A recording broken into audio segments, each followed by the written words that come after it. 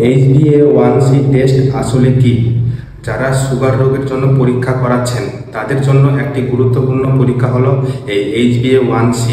আসলে কি করা হয়? এই HbA1c টেস্ট করলে আপনারা লাস্ট 2 থেকে 3 মাসের একটা এস্টিমেটেড অ্যাভারেজ গ্লুকোজ সেটা কিন্তু পেয়ে যাবেন। অর্থাৎ লাস্টের 2 থেকে 3 মাসের মধ্যে আপনার রক্তে শর্করার পরিমাণ কত তা রিফ্লেক্ট করবে এই HbA1c টেস্ট। আর টেস্টের রিপোর্টে যদি 5.7 এর কম থাকে তাহলে আমরা বলি এটি নর্মাল, আর যদি 5.7 থেকে 6.5 এর নিচে আসে তাহলে আমরা বলি এটি প্রি ডায়াবেটিস অর্থাৎ ডায়াবেটিস রোগের আগের পরিস্থিতি। আর যদি 6.5 বা তার বেশি হয় তাহলে আমরা বলি তার ডায়াবেটিস বা সুগার রোগ রয়েছে। If you like this video, I will back very soon with another interesting video.